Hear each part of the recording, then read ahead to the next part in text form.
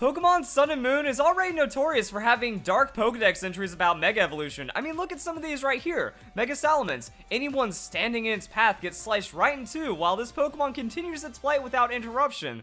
So the idea behind Mega Evolution is it's a strong trainer-Pokemon bond, that you unlock the Pokemon's true power through friendship. Well, that's kind of what you expected, but in reality, it's closer to unlocking the 8 Chakra Gates in Naruto, and I'm not kidding. Let's look at Mega Scissor's Pokedex entry. It stores the excess energy from Mega Evolution, so after a long time passes, its body starts to melt. It literally degrades from the amount of power that it's trying to harness through its Mega Evolution. And also, the other Pokedex entry isn't any better. When it battles for a long time, the weight of its pincers becomes too much to bear. So it actually becomes just an absolute strain on the Pokemon to Mega Evolve, even though you're thinking, cool, my best friend is super powerful now. Nah, you're actually like killing your Pokemon when it Mega Evolves. And even the Pokemon Sun and Moon Pokedex entry is pretty bad. The excess energy that bathes this Pokemon keeps it in constant danger of overflow. It can't sustain battle over long periods of time. So if it does, it melts. Alright, so let's keep this pain train going with Mega Gengar. Now, in Pokemon Sun and Moon, not really that bad. Gengar's relationships are warped. It has no interest in opponents unless it perceives them as prey. So I mean, you can expect that a Ghost-type Pokemon with Mega Evolution might get a little twisted, but then when we get into Pokemon Ultra Sun, Ultra Moon, it tries to take the lives of anyone and everyone. It will even try to curse the trainer who is its master. So it just becomes a ruthless killing machine that once it Mega Evolves, it's done. Anything that it sees is dead. And that's a big step up from Pokemon Sun. You know, there was some kind of hope. It's like, okay, unless it sees them as prey, nah, it just wants to kill everything. And then we start getting to some sad ones, like Mega Absol. Normally, it dislikes fighting, so it really hates changing to this form for battles. Are you making me feel guilty about this? Like, it feels like Game Freak is really trying to make us feel guilty about Mega Evolution, because Mega Absol, I've used Mega Absol. I like Mega Absol. It's a fun Pokemon to use because of that magic bounce. However, when you think that you're unlocking your Pokemon's true strength, you're making them powerful, Mega Absol hates fighting, and it's like, why are you doing this to me, man? Like, you're making me powerful, and now I gotta kill things, and it actually kills things. Converts the energy from Mega Evolution into an intimidating aura. Faint-hearted people expire from shock at the sight of it. Expire means die. Like that milk you forgot to throw out last week in the fridge? Yeah, it's gone, just like those people. So you die of shock from how intimidating this Pokemon is, and it doesn't even want to be there in the first place, so you're accidentally killing people against its will. That's messed up, yo. Next up, we're going to talk about Mega Gyarados. Mega Evolution places a burden on its body. The stress causes it to become all the more ferocious. And that's another thing about Mega Evolution, that it's too much power for the Pokemon to handle, and it causes harm to the Pokemon. And I mean, that's not good on Gyarados either, because Gyarados is already an angry Pokemon to begin with, so making it more angry and more ferocious through pain is not a good thing, and it didn't even get a break in Pokemon Sun. Mega Evolution also affects its brain, leaving no other function except its destructive instinct to burn everything to cinders. So its brain degrades into only wanting death and destruction, while feeling stress and getting more angry and wanting more death and destruction. That's why we use the Mega Gyarados. Mega Kangaskhan actually gets a bit more deep when you have to break down how it works. When the mother sees the back of her Mega Evolved child, it makes her think of the day when her child will inevitably leave. That is so messed up, and it's like you have the parental bond going in, but then you have to think about it, because when you look at Kangaskhan, the child is safely in the pouch. In the Mega Evolution, the child jumps out and starts fighting, so that means Mother Kangaskhan is in the back, looking at the back of its child, and then it's just like this, not even reminiscent, but like a futuristic look as when the child grows up and walks away, just walks into the sunset, and Kangaskhan experiences that every time you Mega Evolve it. That's heartless. That is so heartless. Mega Pinsir. It zips around at blistering speeds, looking for an opening to skewer its opponent. So yeah, it just becomes a speedy, flying death machine. You know, that's kind of standard. That's actually one of the more tame ones when it comes to Mega Evolution. Mega Aerodactyl. Mega Evolution is a burden on its body, so it's incredibly irritated. Here we go again. Hurts the body, stresses the Pokemon, makes it angry, and gives it more power off the anger. That's not a fun, happy thing that you want to be doing to your Pokemon every single battle. Then we get to talk about Mega Heracross. When Mega Evolution ends, Heracross is bothered by terrible soreness in its muscles, and that just makes me feel like it's Luffy's Gear 4th from One Piece, but also kind of makes you think about other Mega Evolution. If these Pokemon are degrading themselves, if they're feeling pain off of the amount of power they are harnessing after the Mega Evolution, they're going to be absolutely spent and wrecked, not even counting the damage that they took from the battle, which is also why I compare it to Luffy's Gear 4th, because it uses up all of its energy for that Mega Evolution, and then all it does is suffer afterwards while it's suffering through Mega Evolution just to get absurd amounts of power. And then we start getting to some really messed up ones that you wouldn't really expect. Like, you look at Mega Houndoom, it's got red claws. You know, that's kind of like a cool cosmetic feature, right? Nope. Its red claws and tips of its tail are melting from high internal temperatures that are painful to Houndoom itself. Once again, the Pokemon harnesses so much power, so much energy, it starts melting. This is a fire-type Pokemon that is causing itself to melt because of the power of Mega Evolution, and it experiences pain because of it. Could you imagine how painful it must be to fight something, like to claw at things, while your fingers are actually melting off? That is the life of Mega Houndoom. Actually, it's a dog. It's on 4 legs. It is walking on melting claws that are painful to it, while also fighting and then taking damage. Why, Game Freak? Why are you doing this to us? It just keeps getting worse. Mega Tyranitar. Due to the colossal power that poured into it, this Pokemon's back split right open. Its destructive instincts are the only thing keeping it moving, so it's experiencing so much pain that it would be unable to move if it wasn't already just wanting to kill and destroy from the power of Mega Evolution, causing it to get overwhelming anger and strength.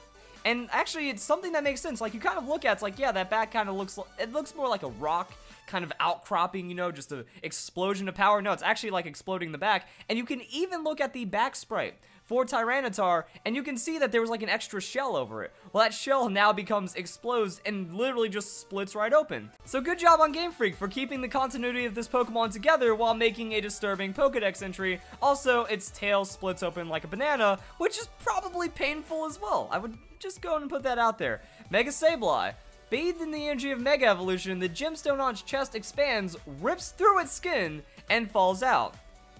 Now, without that description, I didn't think that, you know? Mega Sableye is one of my favorite Mega Pokemon to use. He's my buddy. Mega Sableye is my buddy. I don't want him to have, like, things being ripped out of him through Mega Evolution, and you see it every time. Like, I thought it was cool. I thought it was interesting. I thought it was a little bit fun that when Sableye Mega Evolves, you know, you see the gem burst through its chest, and then it starts using it to fight. That's kind of cool. But then when you look at the other Pokedex entries, where you can see the message that Game Freak is trying to say about Mega Evolution, that it's painful, it's bad for your Pokemon, it's bad to want this much power out of your Pokemon, it goes from being neat to, oh, I am so sorry. Like, this whole Pokedex entry tells a story. You know, the gemstone expands, then rips through its skin, then falls out. You know, they have to just add that little bit of extra detail in the limited amount of characters that they have to make a Pokedex entry just to convey that message. Mega Sharpedo is also messed up, but at this point, what would you expect from Mega Evolution? The yellow patterns it bears are old scars. The energy from Mega Evolution runs through them, causing it sharp pain and suffering. I mean, we could also see that, you know, Sharpedo, it's a very battle-worn Pokemon. I mean, it's a shark, so what do you expect? It's going to eventually end up with some scars, but that's just brutal. That since it is growing in size, since it is growing in powder, it just rips open the scars again, causing the Pokemon to feel pain. And like, that's a lot of scars. That's a lot of pain that Pokemon must be. They've got like the cliche one over the eye. They're just all over the place, and that's ridiculous how scarred that Pokemon is. But hey, that's Mega Evolution. Beignet, once again, I will give the Pokemon Company and Game Freak props for the continuity.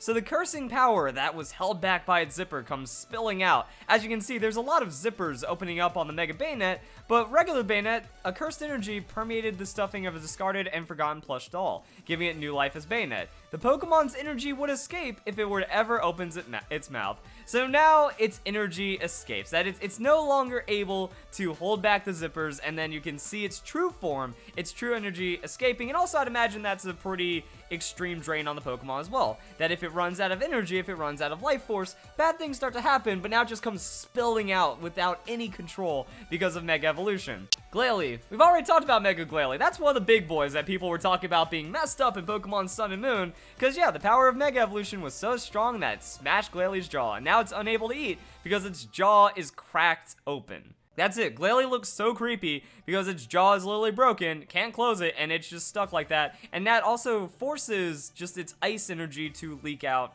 nonstop through its mouth. Mega Salamence. So we already talked about Mega Salamence. A little bit messed up, just slices right through the trainer, has no care whatsoever. Well, we can actually find out why now.